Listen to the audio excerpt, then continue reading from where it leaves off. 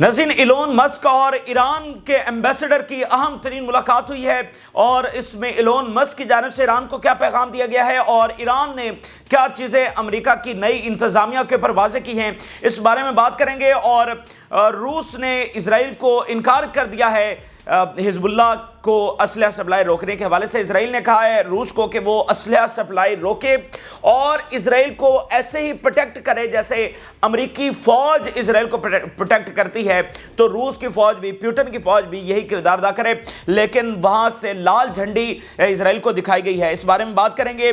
اور ادھر حزب اللہ کے بہت بڑے حملے جو نان سٹاپ اس وقت جاری ہیں، حائفہ دیگر اہم ترین شہر جس کے اندر سیٹلرز کی ہلاکتیں ہوئی ہیں اور زمینی جنگ کے اندر ٹینکس تباہ ہونے کی خبریں سامنے آ رہی ہیں، وہ بھی آپ کو بتائیں گے۔ اور جو امریکی بیسز ہیں ان کے اوپر بہت بڑے اٹیکس اس وقت رپورٹ ہوئے ہیں، بہت خطرناک اٹیکس امریکی بیسز کے اوپر شام میں رپورٹ ہوئے ہیں۔ تو یہ شام کا جو فرنٹ ہے وہ آگے سے آگے بڑھ رہا ہے۔ یہ ساری بڑی خبریں ہمارے پاس آپ کے ساتھ شیئر کریں گے۔ جن لوگوں نے چینل کو سبسکرائب نہیں کیا ان سے ریکویسٹ کریں گے کہ چینل کو ضرور سبسکرائب کر لیں تاکہ ہر آنے والی ویڈیو آپ تک پہنچ سکے۔ ناظرین، ٹرمپ کی واپسی کے بعد اور اس نئی انتظامیہ کے بعد چیزیں کس طرح سے انفولڈ ہوتی ہیں، دنیا یہ نظریں جمائے بیٹھی ہے اور یہ بڑا کمپلیکس ٹائم ہے اور دیکھنا ہے کہ ایونٹس کس طرح سے انفولڈ ہوں گے۔ اور اسی درمیان جو ایک بہت بڑی ملاقات ہوئی ہے وہ ایلون مسک اور ایران کے ایمبیسڈر کی ہوئی ہے۔ نیو یارک کے اندر یہ ملاقات ہوئی اور یہ ایک خفیہ ملاقات تھی۔ یہ ایسی خبر ہے جو عالمی میڈیا کے اس وقت زینت بنی ہوئی، یعنی یہ ایک غیر معمولی لیول کی ملاقات ہے جو اس وقت تمام بڑے میڈیا چینلز کی ٹاپ ہیڈ لائن بنی ہوئی ہے۔ اس کی دو اینگل ہیں اس کی اہمیت کو سمجھنے کے لیے۔ ایک تو یہ کہ ایلون مسک وہ فارن پالیسی کے اندر اس وقت داخل ہو رہا ہے، یعنی ایلون مسک ایک بڑی شخصیت ہے اور ایلون مسک کا ایک اپنا ورلڈ ویو ہے، جنگوں کے حوالے سے، مختلف ملکوں کے ساتھ ریلیشنز کے حوالے سے، ایون دنیا کو چلانے کے حوالے سے ایلون مسک وہ شخصیت ہے جس کا اپنا ایک ورلڈ ویو ہے۔ تو ایلون مسک جیسی شخصیت پہلی بار امریکی فارن پالیسی کے اندر داخل ہو رہی ہے۔ اس سے پہلے زیلنسکی کے ساتھ جو کال ہوئی ٹرمپ کی، اس میں ایلون مسک شامل تھا اور اس کے بعد ایلون مسک نے جو کہا، مطلب جو آفیشل سٹیٹمنٹ آئی وہ ایلون مسک نے جاری کی، ٹرمپ نے یا باقیوں نے جاری نہیں کی، ایلون مسک نے جاری کی کہ یوکرین کی جنگ رکنے جا رہی ہے۔ اور اس کے بعد پھر ہم نے دیکھا کہ یورپ میں وہ جو سارا پھڈا پڑا۔ تو اس طرح ایلون مسک کا براہ راست فارن پالیسی، امریکی فارن پالیسی کے اندر داخل ہو جانا اور اس طرح سے ملاقاتیں کرنا اور فون کالز کا حصہ بننا، یہ ایک بالکل ڈیفرنٹ چیز ہے۔ اور شخصیت میٹر کرتی ہے نا، کہ جس کا اپنا ایک ورلڈ ویو ہے، اور ٹرمپ نے اس کو ایک اجازت دی ہے اور وہ ملاقاتیں، یہ ملاقات ٹرمپ کی اجازت کے بغیر تو نہیں ہوئی ہے۔ تو ایک تو یہ ہے کہ ایلون مسک کی اپنی ایک شخصیت، اس کا اپنا ایک ورلڈ ویو، اور وہ for the very first time امریکی پالیسی کو لیڈ کر رہا ہے، امریکی فارن پالیسی کو لیڈ کر رہا ہے۔ دوسری امپورٹنٹ بات ناظرین یہ ہے کہ پوری دنیا میں ایلون مسک جو اپنی پہلی ملاقات کر رہا ہے وہ ایران کے ساتھ کر رہا ہے، یعنی وہ چین کے ساتھ اس نے ملاقات نہیں کی۔ حالانکہ ایلون مسک اور چین کے بہت اچھے تعلقات ہیں، بہت اچھے تعلقات ہیں، چین کے ساتھ ملاقات نہیں کی، روس کے ساتھ ملاقات نہیں کی، دنیا کی دیگر گریٹ پاور، یورپین کتنے، مطلب ایلون مسک کے اچھے تعلقات ہیں، برطانیہ، اٹلی، فرانس، کسی سے بھی، کسی گریٹ پاور سے اس کی ملاقات نہیں۔ ایون اسرائیل کے ایمبیسڈر سے اس نے وہ ملاقات نہیں کی ہے۔ کس سے ملاقات کی ہے؟ ایران کے ایمبیسڈر کے ساتھ ملاقات کی ہے۔ تو یہ دوسرا اینگل ہے اس کو دیکھنے کے لیے کہ ساری دنیا کو چھوڑ کر، ایون یورپ اور اسرائیل کو چھوڑ کر، ایلون مسک جو اپنی پہلی ملاقات کر رہا ہے وہ ایران کے ساتھ کر رہا ہے۔ اور یہ خبر بھی سامنے آئی ہے کہ یہ ایلون مسک کی ریکویسٹ کے اوپر ملاقات ہوئی ہے اور اس میں جو میسج دیا گیا ہے وہ ڈی ایسکیلیشن کا میسج ہے، ایلون مسک کی جانب سے ڈی ایسکیلیشن کا میسج دیا گیا۔ تو سوال یہ ہے کہ ڈی ایسکیلیشن کس طرح سے ہوگی؟ ڈی ایسکیلیشن ایک ہی طریقے سے ہوگی، جو ایسکیلیٹ کر رہا ہے وہی ڈی ایسکیلیٹ کرے گا، جو اس خطے میں بد امنی کا ذمہ دار ہے اسی کی نشاندہی ہونی چاہیے اور اسی کو روکا جانا چاہیے، اور سب کو پتا ہے کہ وہ کون ہے، وہ اسرائیل ہے۔ تو ڈی ایسکیلیشن کا میسج دے رہا ہے ایلون مسک، اور اس کے لیے ضروری کیا ہے کہ اسرائیل کو جو ہے وہ روکا جائے۔ اور بہرحال یہ جو ملاقات ہے اسرائیل کو بالکل پسند نہیں آئی، اور اسرائیل کو ایران کی کوئی انگیجمنٹ جو یورپ کے ساتھ ہوتی ہے یا امریکہ کے ساتھ ہوتی ہے، کینیڈا، آسٹریلیا، کسی کے ساتھ بھی ہوتی ہے، تو اسرائیل کو پسند نہیں آتی وہ انگیجمنٹ، وہ ملاقات، کیونکہ جب آپ ملاقاتیں کرتے ہیں، انگیجمنٹ کرتے ہیں، تو ایک جو غلط فہمی ہوتی ہیں وہ دور ہو جاتی ہیں, آگے چیزوں کو بہتری آتی ہے. تو اسرائیل کبھی بھی نہیں چاہتا کہ ایران اور مغرب کے جو تعلقات ہیں وہ کسی طور پر بہتر ہوں, ایران اور یورپ کے تعلقات کسی طور پر بہتر ہوں. یہ اس کی پوری لابی کام کرتی ہے. انگیجمنٹ بھی وہ نہیں ہونے دیتے, ملاقاتیں بھی نہیں ہونے دیتے, ٹیلی فون کالز بھی ان کی کوشش ہوتی ہے کہ ایران کی مطلب اس کو ٹوٹل ایک آئسولیشن کے اندر رکھا جائے. ابھی آپ دیکھیے پچھلے دنوں کے اندر ایران کی جب یورپ کے ساتھ انگیجمنٹ شروع ہوئی, جب ایران اٹیک کرنے جا رہا تھا اور یورپین نیشنز ایران کو بار بار فون کر رہی تھی, تو ایسا موقع آیا کہ کچھ یورپین نیشنز نے ایران کے موقف کو انڈورس کیا اور پھر ان کو کنڈیم کرنا پڑا اسرائیل کا جو کاروائیاں تھی. ٹھیک ہے, ایران کے موقف کو ان کو انڈورس کرنا پڑا. یہ کس نتیجے میں یہ سارا کچھ ہوا؟ اس انگیجمنٹ کے نتیجے میں. تو اس لیے یہ ملاقات ان کو پسند نہیں آئی, لیکن ایلون مسک نے یہ ملاقات کی ہے تو ان کی جانب سے میسج دیا گیا ڈی ایسکلیشن. تو ایران نے کیا میسج دیا؟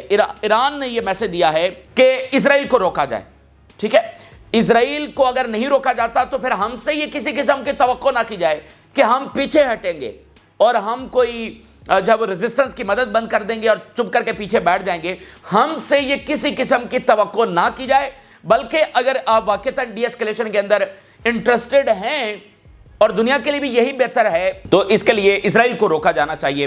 اور اس میں ایک بات اور امپورٹنٹ دیکھیے, ایلون مسک بہت اچھے طریقے سے سمجھتا ہے. دیکھیں, میں نے آپ کو پہلے ایلون مسک کی اہمیت سمجھائی ہے نا, کہ اس کا آنا فارن پالیسی کے اندر ٹرمپ کا اس کے اوپر بلیو کرنا, اس کو ڈورے دینا کہ مطلب دیکھیں لیڈ کر رہا ہے نا, لیڈ کر رہا ہے تو اسی کی سجیشن مانی جائیں گی. اچھا, تو ایلون مسک اس بات کو بہت اچھے طریقے سے سمجھتا ہے اور دنیا نے اس کو دیکھا بھی ہے کہ ایران کے اوپر جو دھمکیاں لگائی گئیں, جو سینکشنز لگائی گئیں پچھلے 40 سالوں میں, جو کچھ بھی کیا گیا ایران کے ساتھ, اور خاص کر ان 13 مہینوں میں اس سب کا کیا نتیجہ نکلا؟ ایران زیادہ پاورفل ہو کر سامنے آیا ہے. ایران کو کوئی سینکشنز, کوئی دھمکیاں, کسی قسم کا کوئی پریشر روک نہیں سکا ایران کو ریزسٹنس کی مدد کرنے سے اور اپنے بیانیے سے, اپنے موقف سے پیچھے ہٹنے سے. تو ایلون مسک اس بات کو بڑے اچھے طریقے سے سمجھتا ہے کہ ایران سے کیسے ڈیل کرنا ہے سمجھداری کے ساتھ. بہت میٹر کرتا ہے ایک بندے کا بیک گراؤنڈ کیا ہے, اس کا ورلڈ ویو کیا ہے, پرائیویٹ سیکٹر سے وہ آیا ہے اور فری سپیچ اور ٹویٹر اور فلانا. اور آپ کو پتہ ہے شروع والے دنوں میں ٹرمپ نے کھل کر غزہ کے حق میں ٹویٹس بھی کی تھی, لیکن پھر جو پریشر آیا وہ ساری کہانی بھی ہمارے سامنے ہے. لیکن ایلون مسک اس بات کو اچھے طریقے سے سمجھتا ہے کہ اگر 40 سال ایران کو دھمکایا گیا, سینکشن لگائی گئی اور ایران کا کچھ نہیں ہوا, تو ہماری دھمکیوں سے ایران مطلب پیچھے ہٹنے والا ہے. تو یہ تو سوال ہی پیدا نہیں ہوتا. تو ایران نے بالکل واضح کر دیا ہے اور ایلون مسک تک جس کی ریکویسٹ کے اوپر یہ ملاقات ہوئی اس تک یہ میسج پہنچا دیا گیا, جو کہ ٹرمپ تک جو ہے وہ میسج پہنچ جائے گا. Elon Musk holds meeting with Iran United Nation ambassador. Elon Musk meeting with the Iranian ambassador to the United Nations lasted more than an hour and was held in a secret location. اندازہ 1 گھنٹے سے زیادہ, 10-15 minute کی ملاقات نہیں تھی. میری بات, جب آپ 1 گھنٹے سے زیادہ ملاقات کرتے ہیں تو 1 گھنٹے سے زیادہ بہت ٹائم ہوتا ہے, کتنی چیزیں اس میں ڈسکس کی جاتی ہے. تو 1 گھنٹہ بیٹھ کر کے ایلون مسک ایران کو دھمکیاں لگاتا رہا ہے. ٹھیک ہے, تو یہ بڑی زبردست ملاقات ہے اور مطلب اس کا بہت امپیکٹ ہے, اس لیے ساری دنیا میں اس وقت یہی خبر ڈسکس کی جا رہی ہے. 1 گھنٹے سے زیادہ وہ بیٹھے رہے اور سیکرٹ یہ ملاقات ہوئی ہے. Musk is the one who requested the meeting with Iran and Iranian ambassador chose the place. مطلب ایران کی ضرورت نہیں تھی ملاقات. یہ اس بات کو سمجھیے کہ ایران کی ضرورت, ایران تو کھل کر اپنے بیانیے میں وہ واضح ہے, ٹھیک ہے, اور وہ امن کی بات کرتا ہے, وہ سیز فائر کی بات کرتا ہے, اور ریزسٹنس سے پیچھے ہٹنا تو سوال ہی پیدا نہیں ہوتا. تو ایلون مسک نے کال کی, ایلون مسک کی ریکویسٹ تھی, اور جس جگہ کے اوپر ملاقات ہوئی وہ ایلون مسک کی چنیدہ پلیس نہیں تھی. وہ کس کی چنیدہ پلیس تھی؟ وہ ایران کے ایمبیسڈر کی. نیو یارک کے اندر بیٹھ کر, امریکہ میں بیٹھ کر, اور ٹرمپ انتظامیہ کے ایک بہت بڑی شخصیت کو جس کے ہاتھ میں اب ڈورے ہیں, اس کو کہنا کہ اگر ملاقات ہوگی تو ہماری پلیس کے اوپر ہوگی, یہ کوئی معمولی چیز نہیں ہے. اچھا, اب آپ ذرا اس سیم ٹائم کے اوپر یہ ہوا ہے تو لیبنان میں کیا ہو رہا ہے؟ سپریم لیڈر نے اپنا اسپیشل ایڈوائزر لیبنان بھیجا ہے. سپریم لیڈر نے, ایرانین سپریم لیڈر نے اپنا اسپیشل ایڈوائزر لیبنان بھیجا ہے, اور لیبنان میں کھڑے ہو کر وہ کیا بات کر رہے ہیں؟ Iran will stand by Lebanon, its government and people in all circumstances. بہت تگڑا, بہت مضبوط میسج ہے جو اس وقت لیبنان میں کھڑے ہو کر دیا جا رہا ہے. اور ایران یہ کہہ رہا ہے کہ ہم ہر صورت میں लेबनान के साथ खड़े होंगे। इन ऑल सर्कमस्टांसेस से मुराद यह है कि अगर अमेरिका जंग करना चाहता है, अगर हमारे ऊपर जंग भी मुसल्लत कर दी जाती है, तो भी हम लेबनान से किसी तौर पर पीछे नहीं हटेंगे। तो मतलब ईरान की पॉलिसी, ईरान का नजरिया, ईरान की सपोर्ट वाज़ेह है, और जो 40 साल की हैरासमेंट के बाद भी नहीं बदली, तो अब क्या बदलेगी। तो यहां पर Elon Musk secretly met Iranian ambassador in New York to discuss ways of diffusing tension between Tehran and Washington. तो इलोन मस्क का और जो डिस्कशन रही है कि कैसे टेंशन्स को डिफ्यूज करना है, डी एस्केलेट कैसे करना है। तो उसमें ईरान कह रहा है कि हम पीछे नहीं हटेंगे रेजिस्टेंस से, और हम राइट के ऊपर हैं, और सारी दुनिया जानती कौन राइट के ऊपर है। तो किसको रोकना है? इजराइल को रोकना है। ठीक है, ईरान ने बिल्कुल क्लैरिटी के साथ कि हम अपने मौक़िफ़ से पीछे नहीं हटेंगे, जो कसूरवार है इजराइल, जो सब फितने का जिम्मेदार है, उसको रोका जाना चाहिए। तो ये एक इंपॉर्टेंट बात। इसी के साथ आप एक और खबर को अटैच करिए। रशिया के हवाले से वॉल स्ट्रीट जर्नल ने एक इंपॉर्टेंट खबर दी है कि जो इजरायली मिनिस्टर गया था रशिया, वहां पर जाकर उसने एक तो ये मुतालबा किया कि रूस अपना असलहा देना बंद करे लेबनान को। अच्छा, दूसरा रूसी फौज ये करे जो शाम के अंदर मौजूद है, कि जो असलहा ईरान से लेबनान की तरफ आ रहा है उसको भी रोका जाए। इस असलहा सप्लाई को रूसी फौज ऐसे ही कट करे और इजराइल को ऐसे ही प्रोटेक्ट करे जैसे अमेरिकी फौज शाम और इराक के अंदर रहकर इजराइल को प्रोटेक्ट करती है, वैसे ही रूसी फौज जो है वो इजराइल को प्रोटेक्ट करे। तो वहां रूस ने जो जवाब दिया, उन्होंने कहा कि होश के नाखुन लो और ये जो ख्याली दुनिया है ना, इससे बाहर निकलो और रियल वर्ल्ड में देखो कि इस वक्त क्या हो रहा है। रियल वर्ल्ड ये है कि ईरान और रशिया कंप्रीहेंसिव स्ट्रेटेजिक पार्टनरशिप करने जा रहे हैं, और ये दोनों मुल्कों की तारीख का ऑल टाइम हाई रिलेशंस हैं, और दोनों मुल्कों की तारीख का पहला इस लेवल का एग्रीमेंट होने जा रहा है। और इजराइल रूस में जाकर क्या मुतालबा कर रहा है कि जो ईरानी असलहा गुजर रहा है उसको रूसी फौज रोके। तो उन्होंने कहा कि ख्याली दुनिया से बाहर निकले और देखे कि अब रियल वर्ल्ड में चीजें बदल चुकी हैं, ख्वाबों से जाग जाओ। इसका सबूत मैं आपके सामने रख देता हूं क्योंकि यह एक बड़ी खबर है।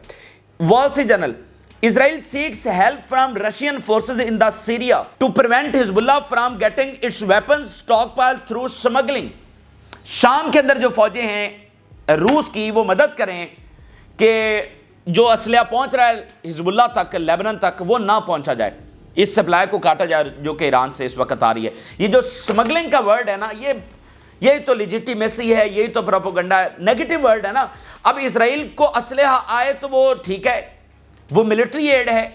अगर लेबनान को आए, अगर हिजबुल्लाह को आए तो वो स्मगलिंग है। ठीक है, तो ये चीज़ें कभी इसके ऊपर भी तफसीली बात करेंगे कि देखिए इतना बड़ा जुल्म करने वाले उनको कैसे लेजिटिमेसी हासिल है, और जो राइट के ऊपर खड़े हैं उनको क्यों दहशतगर्द किस तरह से बनाया जाता है। अब इसी एक वर्ड को आप लीजिए, कैसे दुनिया में चीज़ें लिखी जाती हैं कि हिजबुल्लाह और लेबनान तक मदद स्मगलिंग है, और इजराइल तक जो सपोर्ट है वो मिलिट्री एड है, वो सेल्फ डिफेंस है। तो इस तरह से बहुत सारी चीज़ें भी वर्क करती हैं। लेकिन बस मैंने थोड़ा सा इशारा दिया, कभी इसके ऊपर तफसीली बात करेंगे। लेकिन ये इस जंग का, इस फ़लस्तीनी तनाज़ा का, और ये जो हक और बातल का मार्का है, इसका ये बहुत इंपॉर्टेंट रोल है। अब देखिए नेतन्याहू क्या कुछ उसने गज़ा में किया, सारी दुनिया जानती है। वो जब प्रेजेंस देगा, जब वेस्ट में जाएगा, तो उसकी बेगम उसके साथ होगी, उसकी बेगम ने उसके हाथ में हाथ डाले होंगे। ठीक, जैसे मगरबी लीडर होते हैं ना, हैंड इन हैंड डालकर और वो हाथ हिला रहे हैं, मुस्कुरा रहे हैं। ये लेजिटिमेसी है, ये प्रेजेंस है कि देखो हम तो औरतों की रिस्पेक्ट करने वाले और इतनी मोहब्बत करने वाले, हम गजा के बच्चों को कैसे मार सकते हैं, हम गजा की औरतों को कैसे मार सकते हैं, देखो हम तो तुम्हारे जैसे हैं, देखो हम औरतों से कितनी रिस्पेक्ट करते हैं जैसे तुम करते हो। शेयर्ड वैल्यूज, आपने ये लफ्ज अक्सर सुना होगा। बहरहाल आगे नजदीक चलें तो वॉल स्ट्रीट जर्नल ने एक और इंपॉर्टेंट रिपोर्ट दी है। वॉल स्ट्रीट जर्नल ने यह कहा है कि ये जो पिछला सितंबर गुजरा है, जब इलेक्शन कैंपेन चल रही थी, तो बाइडेन इंतजामिया ने एक लेटर भेजा ईरान को, और उस लेटर में यह लिखा गया कि अगर ट्रंप पर हमला हुआ और ट्रंप को कुछ हुआ तो इसको एक एक्ट ऑफ वॉर समझा जाएगा। पहले मैं सबूत आपके सामने रख दूं, बड़ी ये खतरनाक खबर है। Washington sent a message to Iran last September, warning it against harming Trump. The letter warned that any attempt to assassinate Trump would be considered an act of war. अगर ट्रंप को कुछ हुआ तो इसको हम एक एक्ट ऑफ वॉर जो है वो समझेंगे। तो ये बहुत ही एक तो खतरनाक मरहले से हम गुजर कर आए हैं कि अगर ट्रंप को कुछ हो जाता तो अमेरिका ऑलरेडी ये डिक्लेयर कर चुका था کہ یہ ایک ایکٹ آف وار ہے اور وہ ایران کے اوپر حملہ کر سکتا تھا. یعنی اتنے خطرناک ٹائم سے ہم گزر کر آئے ہیں اور ہم نے دیکھا کہ ٹرمپ کے اوپر سیکنڈ سے بھی کم کا وقت تھا جس طرح ٹرمپ کی جان بچی ہے. تو سمجھے کہ ہم سیکنڈ سے بھی کم دور تھے ایران جنگ سے. یعنی امریکہ یہ ڈکلیئر کر چکا تھا, ایکٹ آف وار کہہ چکا تھا کہ اگر ٹرمپ کو کچھ ہوا تو ایران کے اوپر ہم جنگ شروع کر دیں گے. اور ٹرمپ کیسے بچا؟ سیکنڈ سے بھی کم کا ٹائم تھا جب اس نے منہ ایسے موڑا اور گولی چھو کر اس کو گزر گئی. ایک تو بڑے ہم خطرناک مرحلے سے گزر کر آئے. دوسری بات یہ ہے, آج اس خبر کی اہمیت یہ ہے کہ ہم ابھی بھی بہت خطرناک ٹائم کے اندر ہیں. یعنی آج تو ہمارے سامنے ایک سالڈ ثبوت آ گیا نا کہ امریکہ اس حد تک تیار بیٹھا ہوا ہے اور وہ ایکٹ آف وار اس بات کو کہہ رہا ہے. یہ اس سے زیادہ کوئی سنجیدہ اور سیریس بات نہیں ہو سکتی. یہ بہت خطرناک بات ہے کیونکہ ابھی بھی جو بائیڈن انتظامیہ کا آفیشیل بیانیہ ہے اس کے مطابق ایران ابھی بھی ٹرمپ کو یہ چاہتا ہے اور اس کو اوتھ بھی نہیں لینے دینا چاہتا اور اس کے اسیسینیشن کے حوالے سے ایران ارادہ رکھتا ہے. یہ ابھی بھی بائیڈن انتظامیہ کا آفیشیل موقف ہے. تو مثال کے طور پہ کبھی ایسا نہ ہو لیکن ٹرمپ کو اگر کچھ ہو جاتا ہے, ہم یہ تو واضح ہے کہ ڈیپ سٹیٹ کے خلاف اور جس طرح ڈرگ لارڈز کے خلاف اور جو کچھ اس نے اس وقت ایک جنگ شروع کر دیا نا ان سارے مافیاز کے خلاف, تو اگر اس کو کوئی بھی کچھ کر دیتا ہے, ٹھیک ہے, تو الزام کس کے اوپر آئے گا؟ ایران کے اوپر. اور کیسا الزام ہوگا؟ ایکٹ آف وار ہوگا. تو یہ کتنی خطرناک بات ہے کہ بائیڈن انتظامیہ آلریڈی یہ ڈیسائیڈ کر کے بیٹھی ہوئی ہے کہ اس کا ذمہ دار ایران ہے اور ہم ایران کے ساتھ یہ کریں گے. اب تو ٹرمپ باقاعدہ پریزیڈنٹ ہے امریکہ کا. اس وقت امریکہ کا پریزیڈنٹ بائیڈن نہیں, ٹرمپ ہے, ٹھیک ہے نا. تو مثال کے طور پہ وہ یہ نہیں کہہ رہے کہ کوئی واقعہ ہوگا اس کے انویسٹیگیٹ, وہ سارا مدعا آلریڈی ایران کے اوپر ڈال کر بیٹھے ہوئے ہیں اور اسرائیلی لابی اور سارے معاملات. تو اس لیے ہم ابھی بھی بہت خطرناک ٹائم سے گزر رہے ہیں. اور میں آپ کو ایک بات بتا دوں, جو پہلی عالمی جنگ ہے وہ ایک اسیسینیشن سے شروع ہوئی تھی, اسیسینیشن ہوئی تھی اور اس کے بعد عالمی جنگ چھڑ گئی تھی. تو اس لیے اس خبر کے ساتھ جو کہ ایک سالڈ پروف آ گیا ہے کہ امریکہ اس حد تک تیار بیٹھا ہوا ہے اور ابھی بھی ہم بہت خطرناک مرحلے سے گزر رہے ہیں. دنیا بہت دہانے کے اوپر کھڑی ہے. کوئی بھی واقعہ دنیا کی بہت بڑی تباہی کی طرف لے کر جا سکتا ہے. اصل بات یہ ہے کہ اگر آپ معاملات کو اس لیول کے اوپر جا کر رکھیں گے, اتنی ایسکلیشن کر کے رکھیں گے, تو یہ دنیا کے امن کے لیے کوئی اچھی بات نہیں ہے. اب آ جاتے ہیں جو حزب اللہ کے اس وقت حملے ہو رہے ہیں اور تباہی مچا کے رکھ دی ہے حزب اللہ نے. ذرا نہ آرام لینے دینے والے جو حملے ہیں اسرائیل کو وہ اس وقت جاری ہیں اور ایک بار پھر قابل ذکر اور ہائیلی انٹینسٹی کے حملے کیے گئے ہیں. حائفہ دیگر شہروں کو نشانہ بنایا گیا ہے اور بہت ہیومیلیشن اسرائیل کو دیکھنا پڑ رہی ہے. اور وہ اس طرح سے دیکھنا پڑ رہی ہے کہ کچھ ایسے واقعات بھی رپورٹ ہوئے ہیں کہ فضاؤں کے اندر, آسمان کے اندر باقاعدہ ایک چیز جو لڑائی ہے وہ چلتی رہی ہے. یعنی حزب اللہ کے ڈرونز پھر رہے ہیں فضاؤں کے اندر اور اسرائیلی جو جنگی طیارے ہیں وہ ان کو چیز کر رہے ہیں. تو رن اینڈ چیز فضاؤں میں چل رہا ہے اور اسرائیلی سیٹلرز دیکھ رہے ہیں. اور بہت ٹائم چلنے کے بعد ایٹ دی اینڈ کیا ہوا کہ اسرائیلی جنگی طیارے ان ڈرونز کو گرا بھی نہیں سکے, ان کو چیز ڈاؤن نہیں کر سکے, انٹرسپٹ نہیں کر سکے. اور اتنی دیر وہ لڑنے کے بعد حزب اللہ کے ڈرونز باقاعدہ جا کر ٹکرائے ہیں اپنے ٹارگٹ سے اور اس کے نتیجے میں کیجوالٹیز بھی ہوئی ہیں. تو اسرائیل کی جو کمزوریاں ہیں وہ دن بدن سامنے آ رہی ہیں اور یہ تو بہت بڑی بات ہے کہ اسرائیلی جنگی طیارے پیچھے بھاگ رہے ہیں اور کئی منٹ تک یہ لڑائی چلتی ہے اور اس کے باوجود وہ ڈرونز کو نہیں روک پا رہے ہیں اور وہ آ کر ٹکرا بھی رہے ہیں اور کیجوالٹیز بھی کر رہے ہیں. تو یہ بالکل ایک ڈیفرنٹ لیول. اور میں آپ کو بتاؤں, دیکھیں یہاں پر تو آتا ہے نا کہ ایک خبر ہم نے آپ کے سامنے رکھ دی, یہ خبر نہیں ہوتی ہے. وہاں پر جو پورا ریجن بیٹھا ہوا ہے اور چائنا اور رشیا اور ایران وہ دیکھ رہے ہیں اسرائیل کا ایئر ڈیفنس کیسے کام کرتا ہے, اسرائیل کی کمزوریاں کیا ہیں, اسرائیل کے اگر جنگی طیارے حزب اللہ کے ڈرونز کو نہیں روک پا رہے تو ایران کے ڈرونز کو کیسے روکیں گے, تو رشیا اور چائنا کے ڈرونز کو کیسے روکیں گے اگر وہ بھی بڑے لیول پر سپلائی شروع کر دے. تو یہ خبر نہیں ہوتی ہے, ہماری حد تک یہ خبر ہوتی ہے, لیکن وہاں وہ سارے بیٹھے دیکھ رہے ہیں کہ یہ لڑائی لڑی کس طرح سے جا رہی ہے کیونکہ اس میں ایسٹ اور ویسٹ کی ٹیکنالوجی بھی آپس میں لڑ رہی ہے. ٹھیک ہے نا, جو اسرائیل کا ایئر ڈیفنس ہے, اسرائیل کی جنگی طیارے ہیں کہاں سے آئے ہیں, تو ادھر حزب اللہ کے ہیں وہ کہاں سے آئے ہیں, ایران کی ٹیکنالوجی کہاں سے آ رہی ہے. تو یہ ایسٹ اور ویسٹ کی ٹیکنالوجی کی بھی لڑائی ہے. تو وہ سب دیکھ رہے ہیں کہ اس وقت ایکچولی کیا ہو رہا ہے, اس لیے یہ چھوٹے موٹے واقعات نہیں ہوتے ہیں.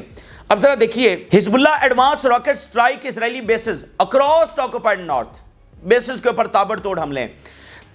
تیرا الکارمل کی بیس ہے حائفہ کے اندر, اس کو کوالٹیٹیو میزائل سالووں کے ساتھ نشانہ بنایا گیا ہے۔ میسیو لیول کی حملے ہیں اور ایکسیپشنل اور انپریسیڈنٹڈ لیول کے حملے ہیں، وہ بیسز جو کبھی نشانہ نہیں بنی حزب اللہ ان کو نشانہ بنا رہی ہے۔ تو تیرا الکارمل بیس جو ہے اس کو کوالٹیٹیو میزائلوں کے ساتھ نشانہ بنایا گیا ہے۔ Half of the state chased a drone for half an hour until it exploded in the Elykium and wounded 2 Israeli soldiers۔ یہ الائکیم کے اندر بہت بڑا واقعہ ہوا ہے۔ وہ کہہ رہے ہیں آدھی ریاستی جو مشینری تھی وہ استعمال ہوئی ہے ایک ڈرون کو پکڑنے کے لیے، آدھا گھنٹہ تک یہ ہوا میں یہ لڑائی چلتی رہی، اور ایٹ دی اینڈ وہ ڈرون چیز ڈاؤن نہیں ہوا، وہ الائکیم کے اندر آ کر ٹکرایا، اور 2 اسرائیلی فوجی جو ہے اس میں اسرائیلی کہہ رہا ہے کہ وہ زخمی ہوئے ہیں، مرے نہیں ہیں، زخمی ہوئے ہیں، ٹھیک ہے، لیکن جانی نقصان ہوا ہے، اور آدھا گھنٹہ تک یہ لڑائی چلتی رہی، اور آدھی اسرائیل کی جو مشینری ہے وہ اس میں استعمال ہوئی ہے۔ تو یہ انبلیویبل ہے، مطلب کسی کی ایکسپیکٹیشنز نہیں تھی کہ حزب اللہ کے ڈرونز یہ کریں گے کہ F-35 جنگی طیارے بھی ان کو نہیں گرا پا رہے ہوں گے، آئرن ڈوم تو وہ تو چھوڑے نا، F-35 بھی نہیں گرا پا رہا ہوگا۔ یہ نتنیاہو جو منکر میں بیٹھا ہوا ہے وہ اس وجہ سے بیٹھا ہوا ہے کیونکہ اب اس کو یہ بھی یقین نہیں ہے کہ اس کی فضائیہ بھی اس کو بچا سکتی ہے۔ 1 person injured after rockets fall in Haifa Bay۔ Settlers ان کی ہلاکتیں اور زخمی ہو رہے ہیں، جو پورٹ ایریا ہے وہاں پر سیٹلر زخمی ہوا ہے۔ Fires in the western Galilee region after number of rockets were fired from Lebanon۔ بہت جگہوں پر آگ لگی ہوئی ہے۔ اس کے علاوہ اسرائیلی آرمی کی جو گیدرنگز ہیں یفتح کے اندر ان کو نشانہ بنایا گیا ہے۔ 2 rockets are enough to force many Israelis into fortified areas and this has become a routine in the north۔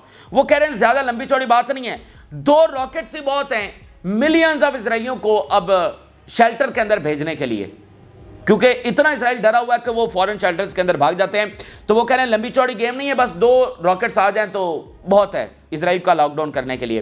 ایک مرکاوا ٹینک کو تباہ کیا گیا ہے، جنوبی غزہ میں جو لڑائی جاری ہے وہاں سے خبر آ رہی ہے کہ ایک مرکاوا ٹینک تباہ ہوا ہے۔ اسی درمیان ناظرین شام سے ایک اور بڑی خبر ہے، ڈرون اٹیک ہوا ہے امریکی بیسز کے اوپر، اور strike on US bases on Conoco execute using rockets and one way drones.